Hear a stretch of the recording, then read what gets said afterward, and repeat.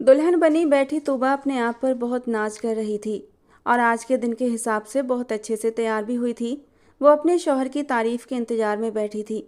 मुइज़ खान उसे देखकर अपना दिल हार बैठेगा, मगर उसे क्या पता था कि आज की रात उसके ख्वाबों का ताजमहल जमीन पर ढेर होने वाला है। और ये रात इस कदर भयानक होगी कि उसे अपने वजूद से भी नफरत हो जाएगी।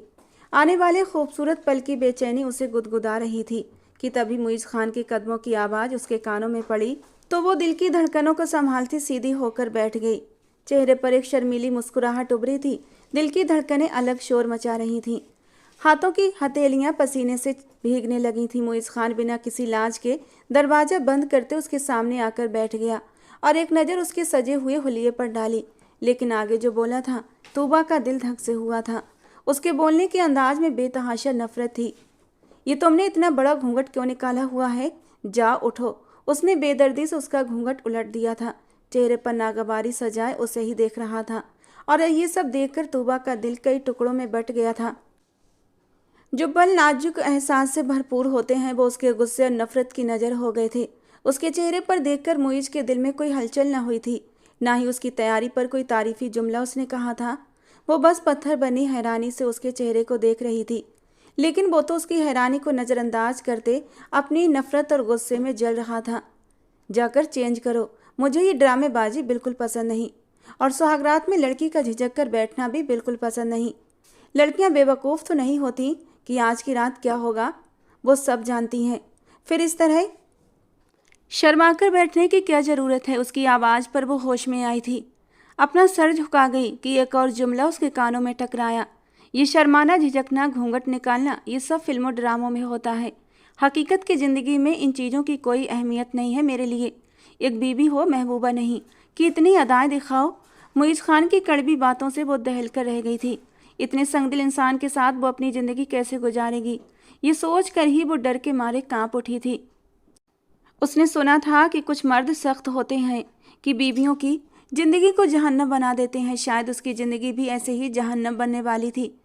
पर उसने कहाँ सोचा था कि मुइज़ खान सख्त होने के साथ साथ बेहद मगरूर भी है। उसे अपनी ख़ानदानी इमारत का ही नहीं बल्कि अपनी खूबसूरती, अपनी शानदार पर्सनालिटी का भी बहुत ज़्यादा गुरूर था। इसीलिए उसने अपनी बीबी के हुस्न के बारे में एक शब्द भी कहना गवारा न किया। वो अपना भारी लहंगा संभालती बेड से उठी और बाथरूम की तरफ जाने लगी। उसे उम्मीद थी कि शायद मुइज़ खान उससे कोई तो बात करेगा, मगर ऐसा ना हुआ। वो बाथरूम में गई, दरवाज़ा बंद ही कर रही थी कि मुइज़ ने पीछे से दरवाजे को धक्का दिया और एक इनबलब उसको थमा दिया। वो नासमझी से उसको देख रही थी। ये पहनकर बाहर आना, मुझे किसी भी तरह का कोई नखरा दिखाने की ज़रूरत नहीं। वो उसे धमका रहा था या फिर उसका ये अंदाज था प्यार जताने वाला, उसे समझ ना आया। वो हाँ में सर हिलाती दरवाज़ा बंद कर गई। अपना लहंगा बदलने के बाद जब तूबा ने उन कपड़ों पर नज़र डाली तो एकदम शर्म के मारे पानी पानी हुई थी। वो बहुत छोटी सी ड्रेस थी जो उसके घुटनों तक आती थी। तूबा मुश्किल से वो ड्रेस पहन पाई। बहुत खूबसूरत भी लग रही थी। ये ड्रेस नीले रंग की थी और अपने आप को शीशे में देखकर वो खुद को सराहने लगी थी। बेशक वो एक गंदमी रंग की लड़की थी, मगर नए नक्श ऐसे थे कि उसकी खूबसूरती देखकर कोई ये नहीं कहता था कि वो आम सी लड़की है। वो धड़कते दिल की धड़कनों को संभालती बाथरूम से नंगे पैर धीरे धीरे कदम उठाती मुइज़ खान की तरफ बढ़ी थी तो मुइज़ उसे सर से लेकर पांव तक देखकर रह गया। एक पल के लिए तूबा को लगा कि शायद मुइज़ खान के दिल में वो उतर चुकी है, मगर ऐसा नहीं था। उसे देखते ही वो तंजिया हंसी हंसना शुरू हो गया। हंस हंस कर उसका बुरा हाल हो गया था। तुमने तो अपने आप को पाउडर लगाकर बड़ा खूबसूरत और गोरा बना लिया था। यही बात तो मुझे तुम जैसी लड़कियों की पसंद नहीं। 1 किलो मेकअप करने के बाद काली की काली लड़की भी गोरी लगती है, मगर तुम। वो फिर हंसा था। तुम तो बिल्कुल ही बदल गई हो। मेकअप से पहले तुम सुबह जैसी रोशन थी और अब तुम काली रात लग रही हो।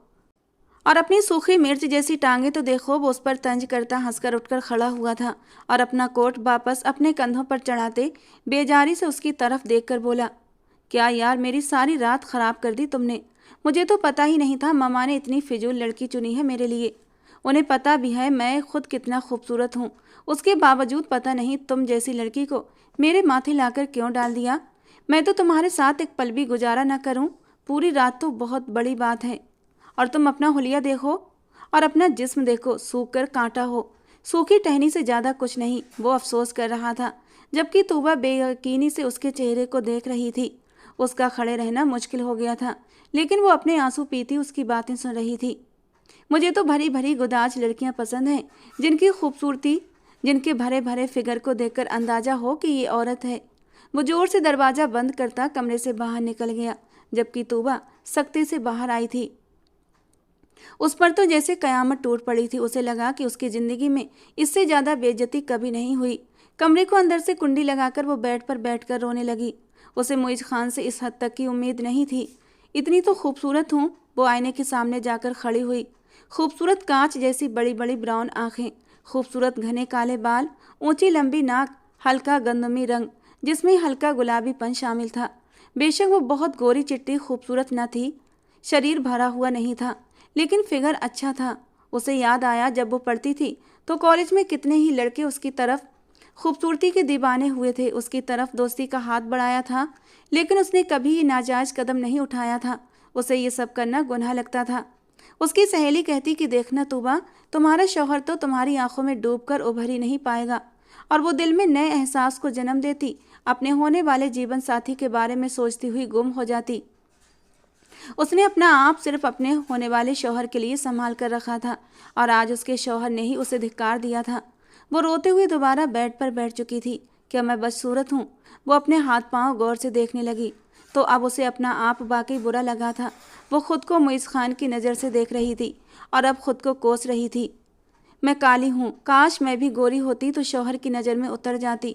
वो अपने रब से शिकवा कर रही थी, उस रब से जिसने हमेशा अच्छे से अच्छा देने का दावा किया है अपने बंदे से। आंसू बड़ी बड़ी आंखों से बहकर गालों पर आए थे। ऐ खुदा, जोड़े तो आसमानों पर बनते हैं, तू खुद उन्हें बनाता है। फिर पता नहीं मेरे साथ ऐसा क्यों हुआ, मुझे ऐसे इंसान के लिए बना दिया जिसे मैं पसंद ही नहीं। उसने वो नाइट सूट उतारा और अपना सादा सा सूट पहनकर वुजू किया और अपने रब के सामने सजदा रेस हो गई। उसे लगा था आज की रात अगर उसने अपने रब के हुजूर न गुजारी तो टूट कर बिखर जाएगी। वो कितनी ही देर अपने रब के हुजूर बैठी रोती रही। वो न चाहते हुए भी अपने रब से शिकवा कर रही थी। उसे कभी ऐसी उम्मीद तो न थी अपने रब से। वो जायनमाज पर बैठी बैठी ही सो गई थी। सुबह उजाला बेगम औरतों की महफिल में बैठी अपनी बहू को इस घर में खुशामदीद कहने के लिए तैयार थी। खीर में उसका हाथ डलवाकर बाकायदा घर के कामों की शुरुआत अगले दिन से ही कर दी गई थी। उजाला बेगम बड़ा मीठा बोलती थीं, लेकिन बहू के मामले में उनका रवैया एकदम अलग था। उसके कमरे से आते ही पहली बात उन्होंने अपने बेटे के बारे में पूछी थी। तुम पसंद तो आई मुइज़ खान को? उनके सवाल के जवाब में वो सर झुकाए खड़ी थी। मैं कुछ पूछ रही हूँ। मुइज़ तुम्हारे करीब आया था ना रात को? वो बेचैनी से पूछ रही थी। मुझे जल्द से जल्द पोता चाहिए, वो बहुत सुकून से बोली। देख रही हो बाहर कितनी औरतें बैठी हैं? उजाला बेगम ने तूबा को दिखाया तो तूबा ने उनकी आंखों में देखा था। इस हवेली को सिर्फ एक पोते की चाह है जो तुम्हें हर सूरत देना होगा। और तूबा को ऐसा लगा कि उसकी पूरी दुनिया घूम गई। वो खुद को ज़मीन में धंसता महसूस कर रही थी, कैसे दलदल में फंस गई थी वो। उजाला बेगम खुद अपने बेटे के हर अच्छे बुरे काम से वाकिफ़ थीं, मगर इसके बावजूद भी उन्होंने उसकी शादी एक ऐसी लड़की से की जो कि उनके बेटे की उम्मीद पर पूरा नहीं उतरती थी। वरना उन्हें अपने बेटे की एक एक हरकत का अंदाज़ा था, तो फिर उसकी ज़िंदगी बर्बाद करने की क्या ज़रूरत थी? क्या वो एक खिलौना थी जिसे सिर्फ बच्चा पैदा करने के लिए लाया गया था? तूबा अपने शौहर के सामने तो सर झुकाकर खामोश हो गई थी। उसके रवैये का जवाब नहीं दिया था, लेकिन उजाला बेगम के ऐसे रवैये पर खामोश न रह सकी। मैं आपको कैसे पोता दूं? आपका बेटा तो मेरे करीब ही नहीं आया, उसने मुझे छुआ तक नहीं। न बीबी होने का हक दिया तो मैं कहाँ से पोता दूं आपको, आपकी हवेली को? अगर आपका बेटा किसी और को पसंद करता था, उनकी ज़िंदगी में कोई और थी, तो आप उनकी शादी उसी से करवा देती। मेरी ज़िंदगी क्यों बर्बाद की? तूबा कहे बिना न रह सकी। अपनी सास को जवाब देने के बाद उसे अंदाज़ा था कि उजाला बेगम जवाब में कुछ कड़वा ही बोलेंगी, मगर ऐसा नहीं हुआ था, बल्कि उजाला बेगम गहरी सोच में डूब गई थी। तभी छन से गिलास टूटने की आवाज़ आई थी। वो चौंक कर पीछे घूमी तो देखा वहाँ मुइज़ खान खड़ा सख्त गुस्सीली निगाहों से उसे घूर रहा था। उसका गुस्सा देखकर तूबा समझ गई कि अंदर होने वाली सारी बातें वो सुन चुका है। उसे अपने पीछे आने का इशारा करता मुइज़ खान सीढ़ियाँ चढ़ता अपने कमरे में पहुंचा तो एक नज़र सोचों में डूबी उजाला बेगम को देखते डरते डरते वो उसके पीछे गई थी। कमरे में पहुंची तो वो खामोशी से सर झुका गई, लेकिन मुइज़ खान तो आज अलग ही मूड में था। वो गुस्से के मारे एक एक गुलदान उठाकर जमीन पर मारता अपना गुस्सा निकाल रहा था। तूबा ने दबी दबी आवाज में मुइज़ खान को समझाना चाहा, क्या हो गया है आपको? आप इतने गुस्से में क्यों हैं? मुइज़ खान और गुलदान उठाकर नीचे फर्श पर मारते उसकी तरफ बढ़ा और उसके बाजू को दबोचा। तूबा को मुइज़ खान की उंगलियां अपने बाजू में धंसती महसूस हुईं। वो उसके पास आकर गुस्से से दहाड़ा, ज़्यादा अनजान मत बनो, तुम बेशरम घटिया लड़की। तुम्हें मैंने अपने बिस्तर में आने की इजाज़त नहीं दी तो तुम जाकर मेरी माँ के सामने आंसू बहाओगी कि मैंने तुम्हें बीवी वाला हक नहीं दिया। अभी दिन ही कितने हुए हैं तुम्हें यहाँ आए हुए कि तुम्हें अपना हक लेने की पड़ गई। और अपना हुलिया देखो, तुम अभी मुझे सिर्फ एक माँ सी लग रही हो।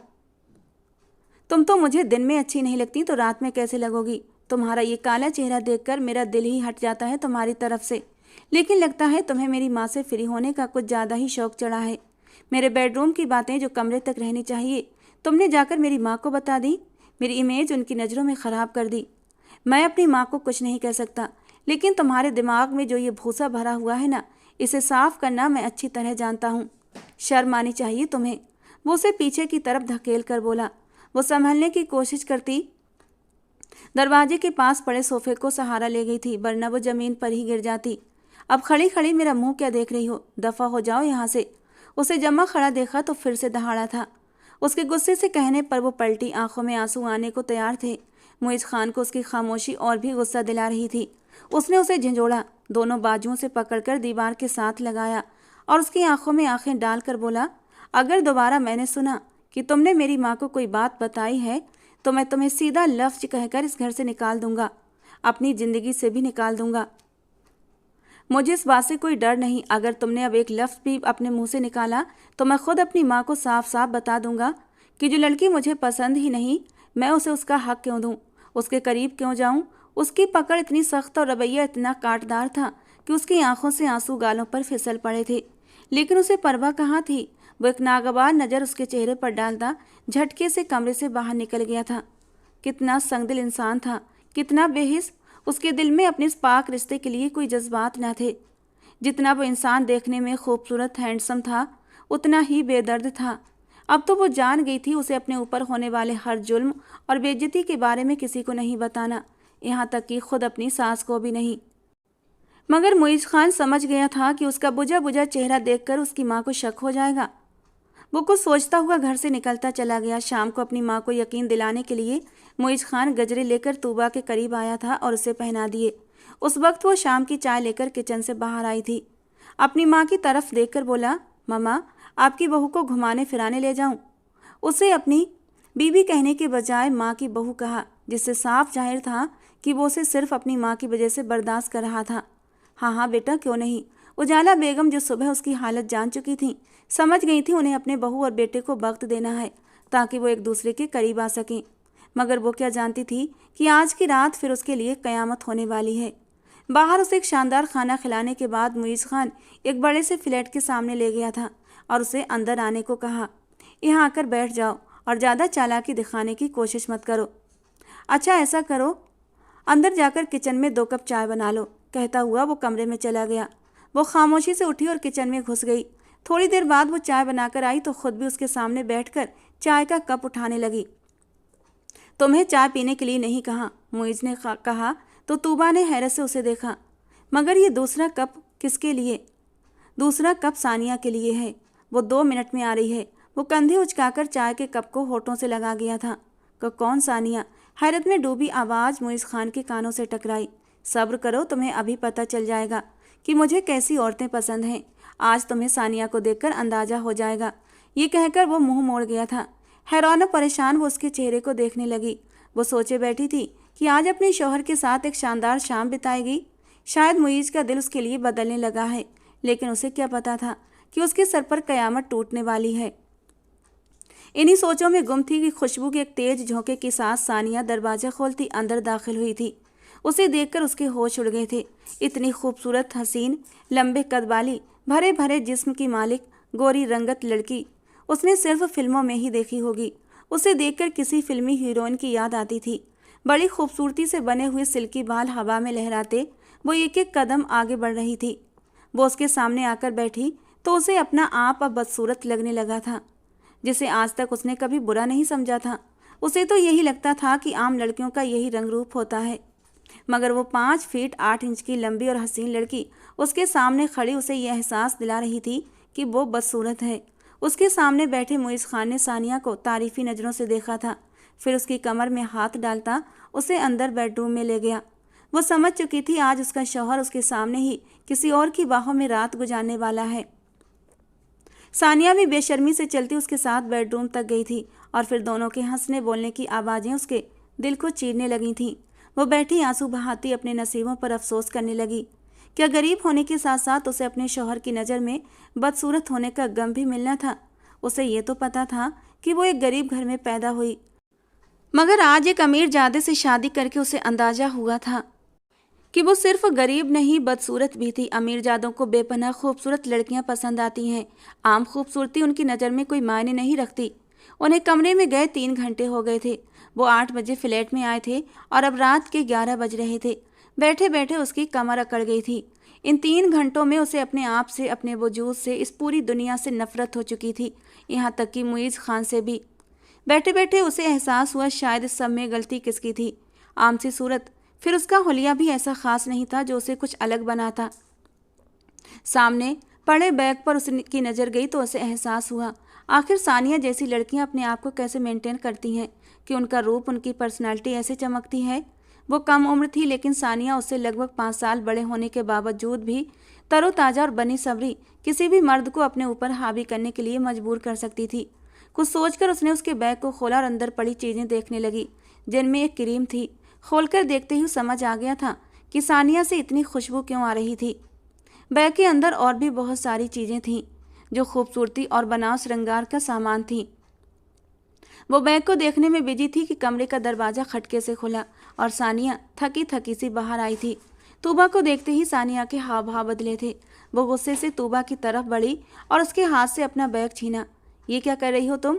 किसी के बैग में झांकना कितनी बुरी बात है। सही कहता है मुइज़ कि उसकी माँ ने उसकी शादी बिल्कुल ही गवार लड़की से कर दी है। वो उसकी तरफ नफरत से देखकर फुनकारी थी।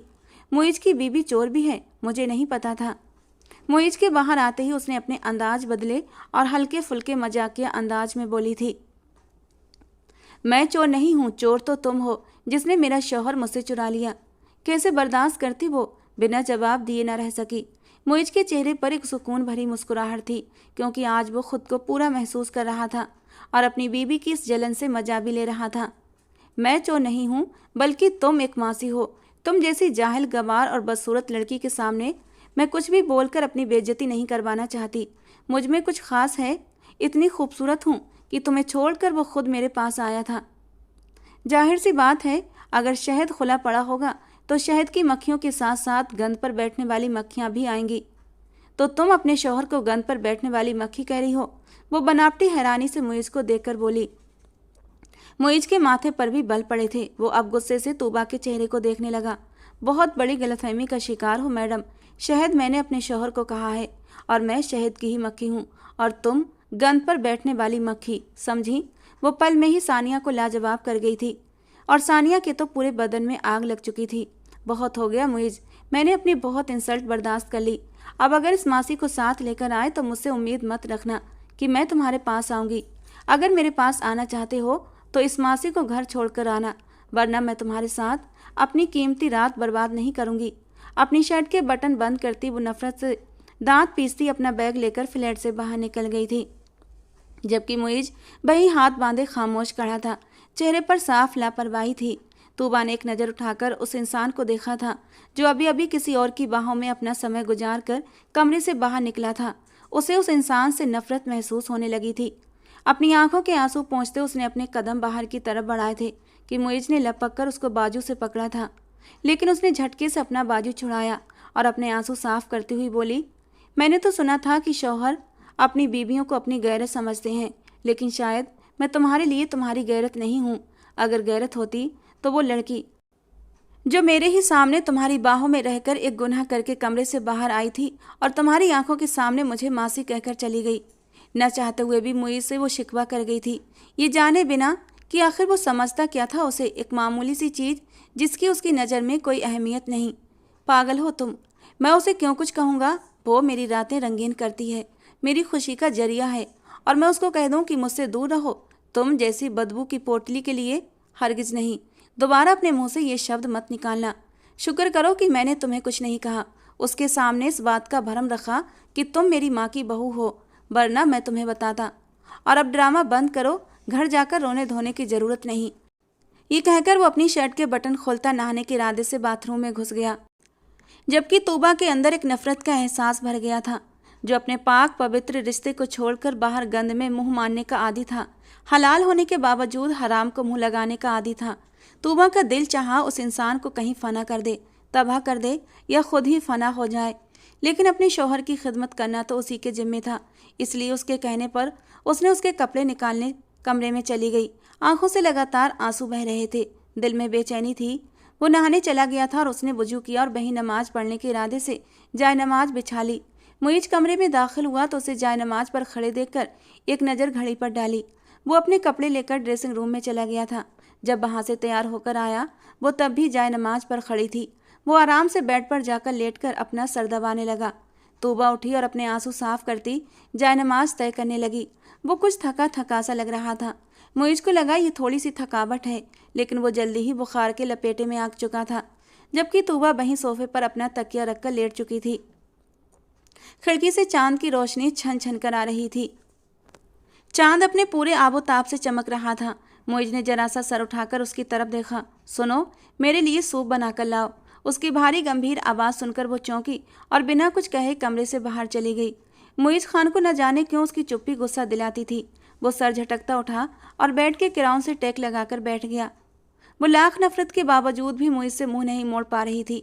वो एक हिंदुस्तानी बीवी थी और हिंदुस्तानी बीवियां अपने शौहर की खिदमत करना अपने ऊपर फर्ज समझती हैं। वो उसके लिए सूप बनाकर ले आई थी। अगले दिन वो लोग घर वापस आ गए थे, लेकिन मुईज खान का बुखार कम होने का नाम नहीं ले रहा था। मुईज खान की देखभाल करती, उसे दवाइयाँ देती, टाइम पर खाना भी देती, सूप बनाकर देती और फिर उजाला बेगम के पास चली जाती।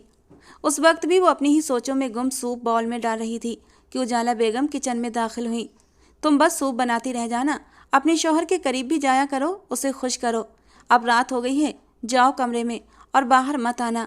मुझे तुम्हारी कोख से अपने खानदान का वारिस चाहिए।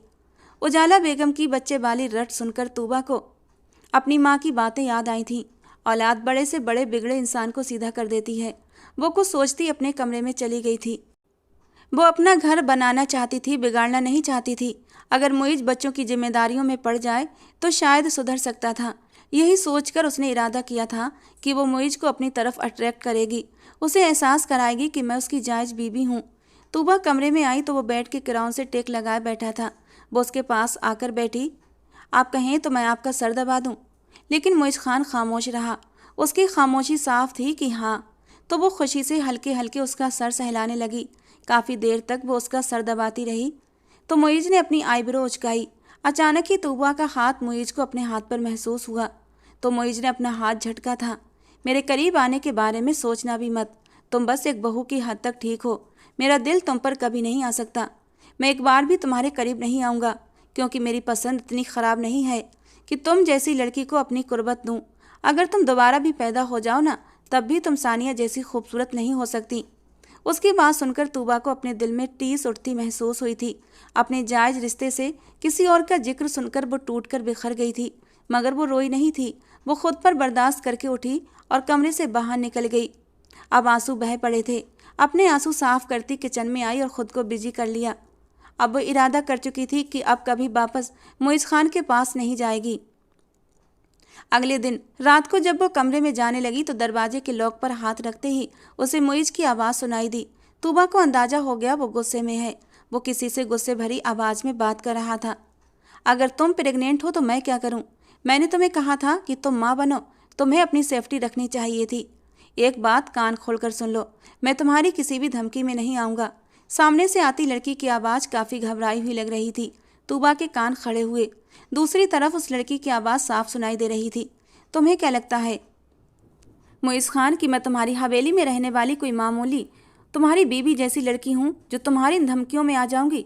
अगर तुमने मेरे बच्चे को कबूल ना किया तो तुम्हारी इज्जत खाक में मिला दूंगी। तुम पर FIR दर्ज करवा दूंगी, ये मत समझो। मेरे जानने वालों में सिर्फ तुम हो। मेरे हाथ बहुत ऊंचे हैं। अगर तुमने मेरे साथ इस तरह की दुश्मनी मोल ली तो तुम किसी को मुंह दिखाने के काबिल न रहोगे, मुइज़ खान। और मुइज़ खान चिल्लाते हुए उसे धमकियां देने लगा कि मुझे तुम्हारी किसी धमकी की परवाह नहीं, जो चाहे कर लो। और ये धमकियां सोहेल जैसे मर्दों को देना जो तुम्हारे आगे पीछे घूमते हैं। मुइज़ खान किसी से डरने वाला नहीं है। वो फ़ोन काट कर कमरे में टहलने लगा। तूबा गेट खोलकर अंदर दाखिल हुई, लेकिन मुइज़ ने उस पर ध्यान न दिया। वो उसके चेहरे को देख रही थी। वो जानती थी उसका शौहर सख्त परेशानी में है। उसे ये जानकर अजीब एहसास हो रहा था कि वो एक नाजायज बच्चे का बाप बनने वाला है। उसे अपने दिल में नफरत महसूस हुई थी। वो सोच भी नहीं सकती थी कि वो एक ऐसे इंसान से शादी कर चुकी है जो हद तक गिर गया था, कि एक नाजायज बच्चे को दुनिया में लाने का सबब बना था, और अब ऊपर से उस बच्चे को अपना भी नहीं रहा था। जबकि खुद तूबा 7 पर्दों में रहने वाली, हर वक्त खुदा की इबादत करने वाली लड़की को ऐसा शौहर मिला था। उसे यकीन नहीं आ रहा था। वो चुपचाप आंसू बहाती सोफे पर लेट चुकी थी, जबकि मुइज़ इधर उधर टहलने के बाद अपने बेड पर आकर लेट चुका था। उस रात उस पर यह राज खुला था कि सानिया के साथ साथ उसकी कई और औरतों से भी संबंध है, और ये जानकर तूबा का दिल किरची किरची हो गया था। कुछ ही देर में वो गहरी नींद सो गया था कि तभी तूबा की नज़र उसके मोबाइल पर पड़ी थी, जो बार बार स्क्रीन पर मैसेज दिखाता स्क्रीन को रोशन कर रहा था।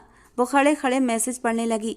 निदा नाम से मैसेज रिसीव हो रहे थे। ये वही लड़की थी जो अभी थोड़ी देर पहले धमकियां दे रही थी कि अगर तुमने मेरे बच्चे को कबूल न किया तो मैं तुम्हें बर्बाद कर दूंगी। वो मैसेज कह रही थी कि अगर तुम्हें लगता है कि मैं खुद को साबित नहीं कर सकूंगी तो मेरी जान डीएनए टेस्ट करवाऊंगी और तुम्हारी पूरी नस्ल को बर्बाद कर दूंगी। वो लड़की बाजारी जबान में बातें करती मुइज़ खान को धमका रही थी। वो थकी थकी सी सोफे पर जाकर बैठ गई। क्या वो उस बच्चे को अपनाएगा या फिर उसे ठुकरा देगा? क्या ये इंसान कभी मुझे अपनाएगा? और अगर अपनाएगा तो क्या मैं इसे अपना पाऊंगी? आंखों में आंसू साफ करते वो उस इंसान के चेहरे को देखने लगी। दुनिया भर की मासूमियत चेहरे पर सजाए वो सो रहा था, लेकिन अब उसे उससे घिन आने लगी थी। काश ये मुझसे दूर चला जाए, जहाँ इसकी परछाई भी मेरे ऊपर न पड़े। तूबा ने दिल ही दिल में दुआ की थी। वो नहीं जानती थी कुछ दुआएं बहुत जल्दी कबूल हो जाती हैं, और तूबा की ये दुआ भी बहुत जल्दी कबूल होने वाली थी। लेकिन किन हालात में कबूल होती? तूबा को अगर एहसास हो जाता तो शायद वो कभी ये दुआ न मांगती। वो आईने के सामने जाकर खड़ी हो गई। इससे पहले वो मुइज़ को लुभाने की, उसे अपनी तरफ करने की कोशिश करती थी, लेकिन अब उसका दिल मुर्दा हो चुका था।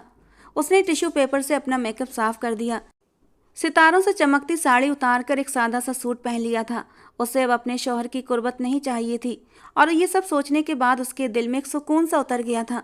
उसे तो ये महसूस होने लगा था कि अगर मुइज़ खान ने उसे हाथ भी लगाया तो वो नापाक हो जाएगी। मगर उजाला बेगम को कहाँ चैन आने वाला था। सुबह हुई तो वो फिर से वही सवाल दोहराने लगी, जिसका उसके पास कोई जवाब नहीं होता था। अब तो वो ये भी नहीं कह सकती थी कि मुइज़ उसके पास नहीं आता।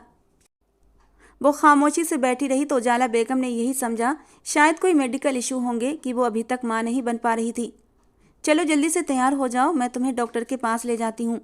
डॉक्टर का नाम सुनते ही उसकी जान निकलने लगी थी, लेकिन अपने मुंह से सच भी नहीं कह सकती थी। खैर उजाला बेगम के कहने पर चुपचाप तैयार हो गई। लेडी डॉक्टर ने उसे देखा, कहने लगी आपकी बहू का चेकअप करके ही कुछ कह सकती हूँ। ये कहती हुई वो तूबा को अपने साथ लेकर चली गई। चेकअप करने के बाद उजाला बेगम पर एक और खुलासा हुआ था। आप अपनी बहू को यहाँ मेरे पास क्यों लाई हैं? बल्कि आपको तो अपने बेटे से बात करनी चाहिए। इस बेचारी को तो यह भी नहीं पता कि पति पत्नी का रिश्ता कैसे बनता है। ये तो अभी तक कुंवारी है, और कुंवारी लड़की माँ कैसे बन सकती है? अफसोस हुआ मुझे आप पर। डॉक्टर ने उजाला बेगम को आईना दिखाया तो वो अपनी बहू को ही कसूरवार ठहराने लगी। तुम्हें मैंने 100 बार कहा है अपने शौहर के करीब जाओ, उसको लुभाओ, उसे खुश करो, मगर तुम। उजाला बेगम डॉक्टर के सामने ही उस पर चढ़ दौड़ी। इसमें आपकी बहू की कोई गलती नहीं उजाला बेगम। आपके बेटे को खुद उसके करीब आना होगा। लड़कियां इस मामले में शर्मीली होती हैं। आप अपने बेटे से बात करें। ये तो एक नेचुरल सी बात है कि मर्द पहल करते हैं, औरत नहीं, और यही कुदरत का कानून है। डॉक्टर के समझाने पर उजाला बेगम को कुछ अकल आई और उन्होंने जाकर अपने बेटे से बात करने का फैसला किया। रात के 2 बजे लड़खड़ाता हुआ वो अंदर आया था। वो समझ चुकी थी कि उनका बेटा अपनी नापाक रात गुजार कर घर आ रहा है। मुइज़, यहाँ आओ, मुझे तुमसे बात करनी है। वो जैसा भी था मगर अपनी माँ की इज्जत करना जानता था। जी मम्मा बोलिए, वो नरमी से उनसे कुछ फासले पर खड़ा होकर बोला। बात यह है कि मैंने तुम्हारी शादी इसलिए की कि मुझे इस हवेली का वारिस मिल जाए, लेकिन तुम हो कि अपनी बीवी के करीब ही नहीं जाते। मैं जानती हूँ वो तुम्हें अच्छी नहीं लगती। उसके कुछ कहने से पहले ही उजाला बेगम ने उसके दिल की बात कहकर उसके दिल का बोझ कुछ कम कर दिया था। लेकिन एक बार उसके करीब जाकर उसका हक तो अदा करो, कम से कम मुझे औलाद की खुशी तो दे दो। इतना तो कर ही सकते हो अपनी माँ के लिए। मैंने अपनी तरफ से बहुत देखभाल करके तुम्हारी शादी की थी, क्योंकि मैं हवेली के लिए एक बहुत अच्छी सुलझी हुई और समझदार शरीफ लड़की लाना चाहती थी। और तुम जानते हो ना, वो मेरी बचपन की सहेली की बेटी है। मरते वक्त उसने अपनी बेटी का हाथ मेरे हाथ में दिया था कि इसे हमेशा अपनी बेटी बनाकर रखना, अपने मुइज़ खान की बीवी बना लेना। मैं उस वक्त जज्बात में ये वादा कर चुकी थी और इसीलिए अब इस वादे से मुकर नहीं सकती थी। मरने के बाद मैं उसे क्या मुंह दिखाऊं, इसीलिए मैंने तुम्हारी शादी करवा दी। लेकिन अब मैं अपना वादा पूरा कर चुकी हूँ तो मुझे कोई ज़्यादा फर्क नहीं पड़ता। तुम बाहर भले कुछ भी करो, लेकिन कम से कम उसका हक देकर इस खानदान को, इस हवेली को वारिस तो दे दो। मैं भी खुश हो जाऊंगी, फिर तुमसे कुछ नहीं कहूंगी। अपनी माँ के समझाने पर उसे गुस्सा आया था, जिसने एक बार फिर उसका पर्दा अपनी माँ के सामने खोल कर रख दिया था, मगर वो कुछ कह न सका। उजाला बेगम ने उसे साफ बता दिया कि वो उसे डॉक्टर के पास लेकर गई थी। सारी हकीकत सुनने के बाद वो गहरा सांस लेकर रह गया था। उसने सोच लिया था कि आज वो जाकर उसे उसका हक देकर उसकी हसरत भी पूरी कर देगा, और जो उसकी माँ की ख्वाहिश थी वो भी। मगर अब तो वो पहले वाली तूबा नहीं थी जो अपने शौहर की संगत के लिए उसका दिल जीतने की कोशिश करती थी। कमरे में दाखिल होते ही उसने अपना कोट उतार कर एक तरफ रखा था। वो सोफे पर लेटी हुई थी। उसे अपनी तरफ बढ़ता देखकर उसका दिल धक से हुआ था। वो जल्दी से उठकर खड़ी हुई। अगले ही पल मुइज़ झटके से खींचकर उसे अपने करीब कर चुका था। चलो तुम्हें आज तुम्हारा हक ही दे दूं, जिसकी तुम्हें बड़ी हसरत है। चलो आज तुम्हें मोहब्बत की बारिश में भिगो दूं। उसकी आंखों में जुनून के लाल डोरे नाचने लगे थे, चेहरे पर खुमार के रंग छाने लगे थे। बहुत शौक है ना तुम्हें मेरे करीब आने का, अपना हक वसूल करने का। वो अपनी उंगलियों से उसके चेहरे के हर नक्श को छू रहा था, जबकि तूबा को ऐसा लग रहा था कि उसके बदन पर चींटियां सी रेंग रही हैं, जैसे उसकी सारी गंदगी उसके बदन पर चिपक रही है। तुमने मेरी माँ को बताया कि मैं तुम्हारे करीब नहीं आता, बिस्तर में अपने पास लिटाकर तुम्हें तुम्हारा हक नहीं देता। मेरे खिलाफ भड़काया है मेरी माँ को तुमने। अचानक ही उसने तूबा के गालों को छूते हुए उसके जबड़े को अपनी मजबूत पकड़ में जकड़ा था और नफरत भरे अंदाज में बोला। अस्पताल वाली बात जानने के बावजूद वो उसे ही कसूरवार ठहरा रहा था, लेकिन अब तूबा में हिम्मत आ गई थी। अब जबकि वो उसकी सारी हकीकत जान चुकी थी, तो कैसे उसके करीब जा सकती थी।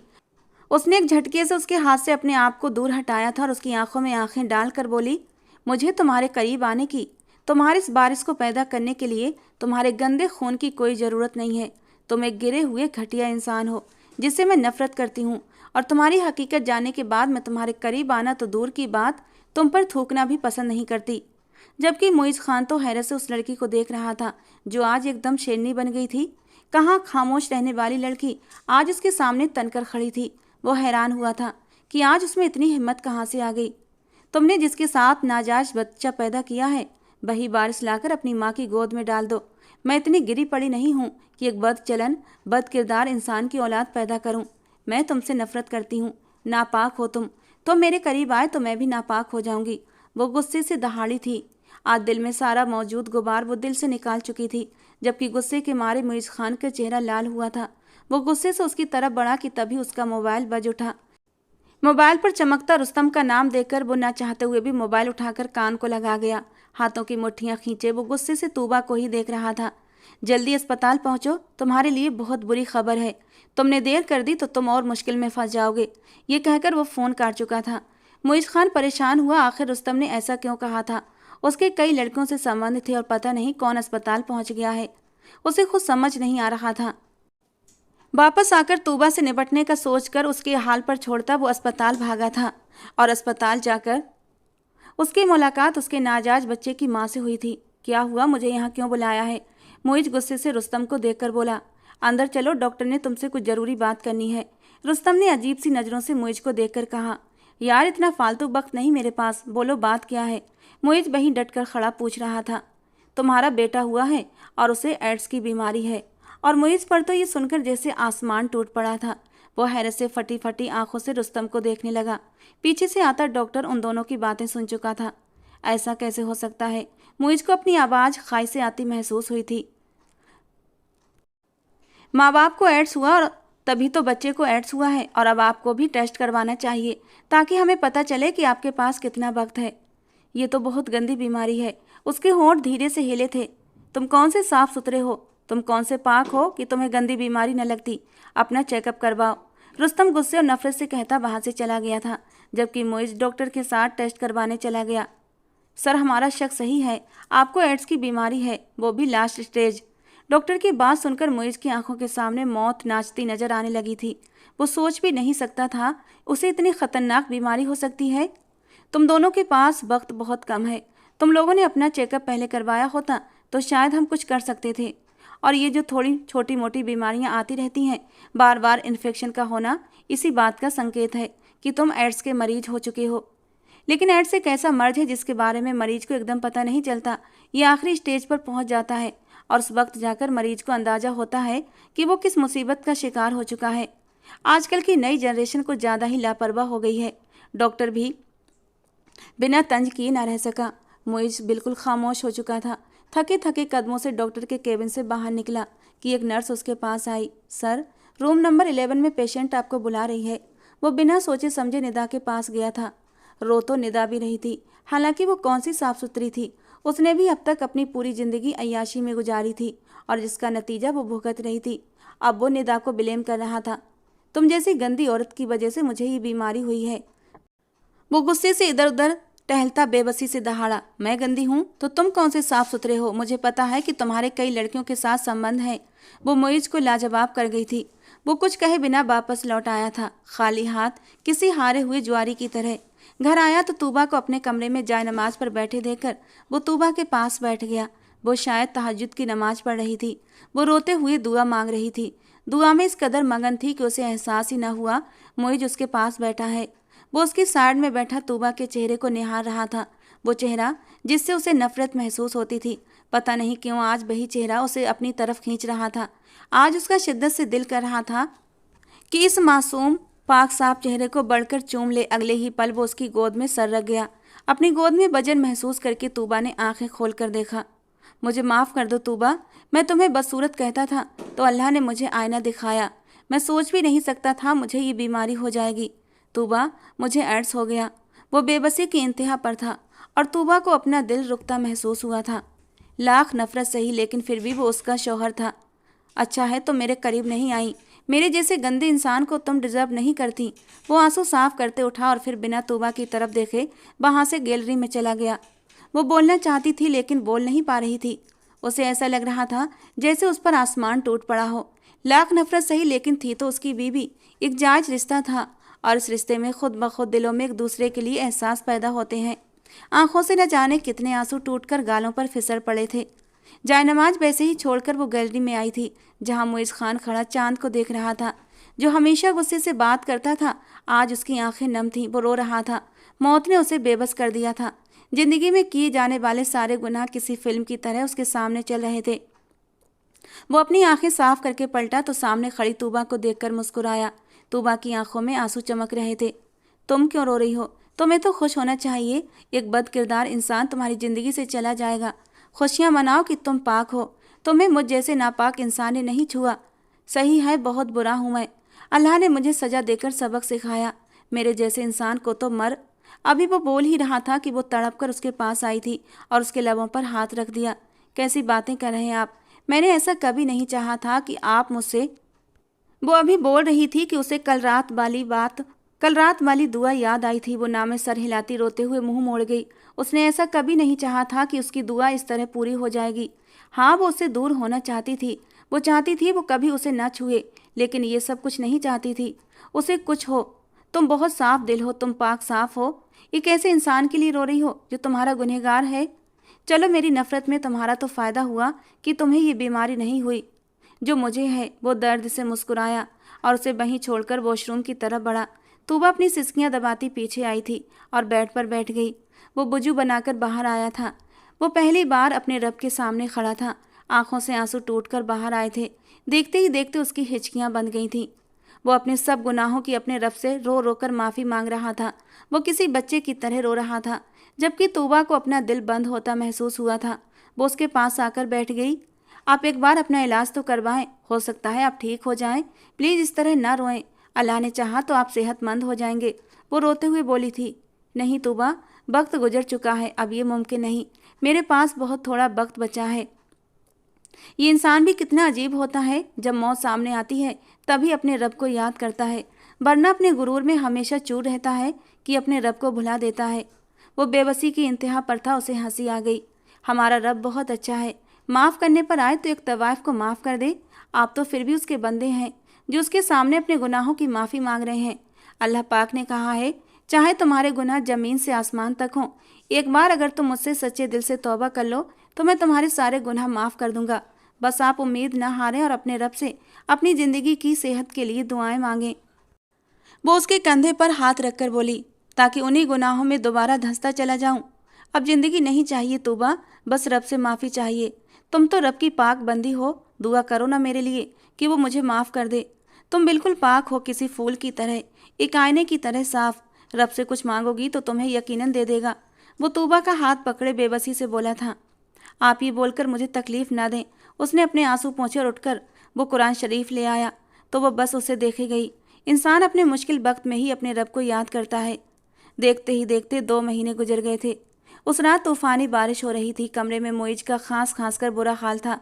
इन 2 महीनों में तूबा ने न जाने कितनी इबादत की थी, कितनी दरगाहों पर गई थी, रो रो कर अपने रब के सामने मोइज की ज़िंदगी की दुआ मांगी थी। आज भी वो अपने रब के सामने खड़ी उस इंसान के लिए रो रही थी जिसने उसे अपनी ज़िंदगी में कभी वो जगह न दी जिसकी वो हकदार थी। मुइज ने धुंधलाई आंखों से एक नज़र तूबा की तरफ देखा और फिर छत को घूरने लगा। आंखें बंद होने लगी थीं, लब हरकत में आए और देखते ही देखते उसकी रूह उसके बदन से परवाज कर गई। कितनी चाहत की थी उसने अपने लिए ज़िंदगी मांगी थी, क्योंकि वो तूबा से माफ़ी मांगना चाहता था, उसके साथ उसकी संगत में ज़िंदगी जीना चाहता था।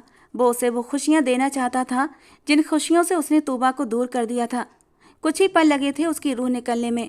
तूबा नमाज पढ़कर उसके पास आई और हमेशा की तरह उसे सोया हुआ पाकर उसके ऊपर कुछ आयतें पढ़कर फूंकने लगी।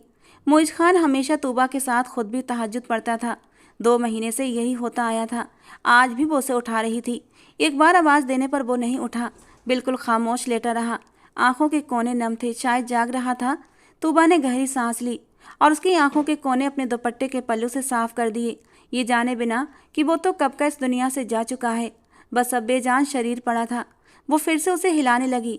हाँ, वो खांस रहा था। तूबा को याद आया, अभी थोड़ी देर पहले ही तो उसे खांसी आ रही थी, लेकिन ये उठ क्यों नहीं रहा। तूबा उसके पास बैठ गई और हाथ की नब्ज पकड़ी। तूबा ने बेयकीनी से ना में सर हिलाया था, फिर वो चीख मारकर रो पड़ी थी। उसके रोने की आवाज़ सुनकर उजाला बेगम कमरे में आई थी। वो सब कुछ अच्छे से जानती थी, वो भी अपने बेटे के लिए दुआ करती थीं। इन 2 महीनों में मुइज़ को बदलते देखा था उन्होंने। वो सिर्फ अपने घर का होकर रह गया था। कमरे से निकलता तो घर में मौजूद बगीचे में टहलता था और वापस कमरे में चला जाता और बस अपने खुदा को याद करता रहता। बस बेटा, रोना नहीं। मेरे बेटे की ज़िंदगी शायद इतनी ही लिखी थी। काश मैंने उसे गुनाहों के दलदल में फंसने से बचा लिया होता। काश मैं उसे वो ज़िंदगी दे सकती जो हर माँ अपने बेटे को देना चाहती है। दौलत शोहरत सब दे दिया, ना दे सकी तो उसे अच्छी परवरिश। वो बेबसी से रोते हुए तूबा को अपने सीने से लगाए बैठी थी।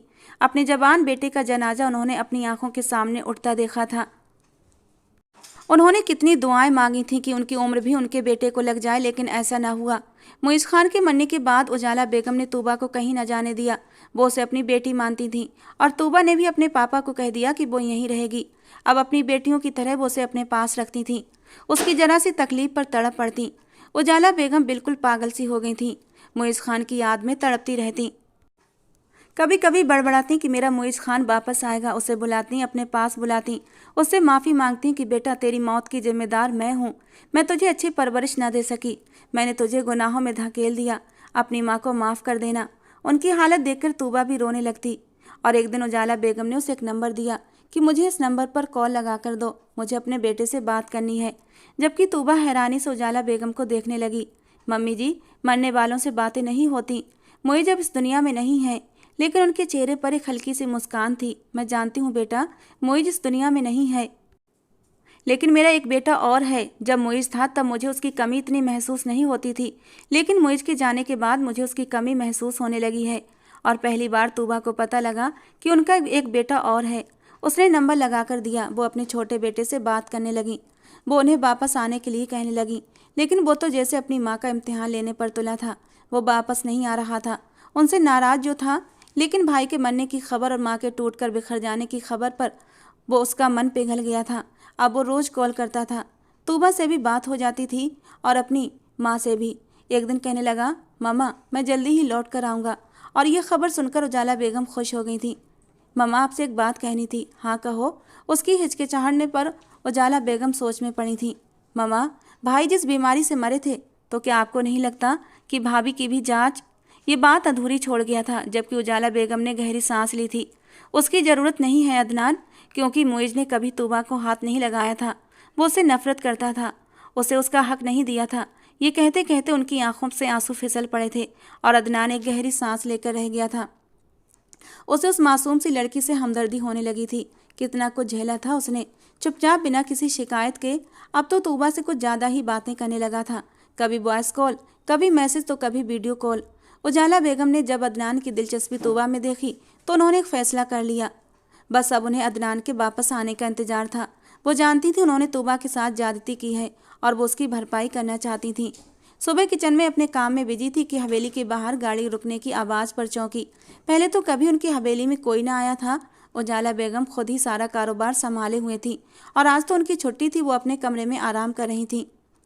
वो फिर कौन आ गया? वो अपना काम छोड़कर नैपकिन से हाथ साफ करती किचन से बाहर निकली। हवेली के दरवाजे की तरफ बढ़ी तो उजाला बेगम पहले से वहां मौजूद थी। आंखों में आंसू लिए दरवाजे के साथ खड़ी बाहर देख रही थी। आपकी तबीयत ठीक नहीं है, आप यहाँ? वो अभी बोल ही रही थी कि तभी बड़े बड़े कदम उठाता वो हवेली का दरवाजा पार कर गया था। अब अपनी माँ को सीने से लगाए उन्हें ऊपर उठाए गोल गोल घुमा रहा था।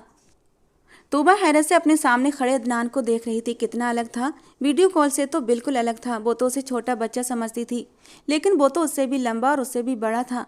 वो न जाने किन बातों की शिकवा शिकायतें करने में बिजी था, लेकिन तूबा तो बस अदनान के चेहरे में कहीं खो सी गई थी। उसे पता नहीं क्यों एक झिझक ने घेर लिया था। पहले तो वो उससे काफ़ी बातें कर लिया करती थी। न जाने क्या सोचता होगा वो तूबा के बारे में।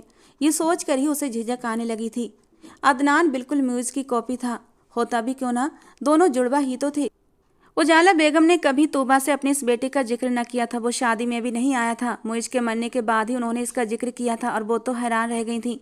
वो कनाडा में रहता था, भाई के मरने पर नहीं आया था। उसने अपनी माँ की आंखों के आंसू पोंछे। मामा, आज के बाद आप बिल्कुल नहीं रोएंगी। मुइज भाई जिंदा हैं मेरी सूरत में और हमेशा जिंदा रहेंगे। उन्होंने जो गुनाह किए थे अल्लाह ने उन्हें उनकी सज़ा दी है, लेकिन मुझे उम्मीद है अल्लाह ने उन्हें माफ़ भी कर दिया होगा, क्योंकि उन्होंने सच्चे दिल से माफ़ी मांगी थी। उजाला बेगम ने अपने आंसू पोंछ लिए थे। तुम बिल्कुल सही कह रहे हो। वो तूबा के पास आया, अचानक उसका हाथ पकड़ लिया। तुम जिसे छोटा कहती थी, देखो कैसा लगा ये जानकर कि एक छोटा सा बच्चा तुमसे उम्र में भी बड़ा है और कद में भी। वो उसे छेड़ रहा था। तूबा ने तिरछी नज़र करके उसे देखा, जबकि उन दोनों को साथ खड़ा देखकर उजाला बेगम हल्के से मुस्कुराई थी। वो एक फैसला कर चुकी थी, अब उसमें देर नहीं करना चाहती थी। वो आज खाने की टेबल पर ही बात ख़त्म कर देना चाहती थी और ऐसा ही हुआ था। उन्होंने खाने की टेबल पर जब अपनी बात रखी तो तूबा का दिल धक से हुआ था। वो बस सर झुकाए बैठी थी। उसे तो कोई ऐतराज़ नहीं था, लेकिन वो एक विधवा थी और अदनान ने भी अभी शादी नहीं की थी। आखिर वो कैसे मुझसे शादी के लिए मानता? लेकिन अदनान के अल्फाज सुनकर वो हैरान हुई थी कि उसे भी कोई ऐतराज़ न था। लेकिन क्यों क्यों वो एक बेवा से शादी कर रहा था? अदनान के लफ्ज़ों पर वो हैरान थी जब उसने कहा कि ममा, मैं खुद आपके सामने ये बात रखना चाहता था कि मैं तूबा से शादी करना चाहता हूँ। उसने एक नज़र उठाकर तूबा की तरफ देखा, जो हैरानी से उसे ही देख रही थी। मुझे खुशी होगी अगर मैं तूबा की ज़िंदगी में खुशियों के रंग बिखेर सकूं। तूबा, तुम्हें तो कोई ऐतराज़ नहीं ना? वो उसकी आंखों में आंखें डालकर बोला था और उसकी आंखों में आंसू छलक पड़े थे। उसने अपना सर झुका लिया। उसके हाँ कहते ही उजाला बेगम और अदनान खुश हो गए थे। अगले ही दिन बहुत ही सादगी से दोनों का निकाह कर दिया गया था। अदनान उसे वो खुशियाँ देने की सोच रहा था जिसकी वो हकदार थी, और अपनी इस नई ज़िंदगी को पाकर तूबा बहुत खुश थी। कभी कभी मुइज़ के लिए दुख होता था, लेकिन होने को कौन टाल सकता था? शायद उसके नसीब में यही लिखा था। दोस्तों, आज की हमारी ये कहानी आपको कैसी लगी ज़रूर बताना। पसंद आई हो तो प्लीज़ लाइक करना। रोज़ एक नई रोमांटिक कहानी सुनने के लिए हमारे चैनल को सब्सक्राइब जरूर करना। मिलते हैं दोस्तों अगली किसी नई कहानी में।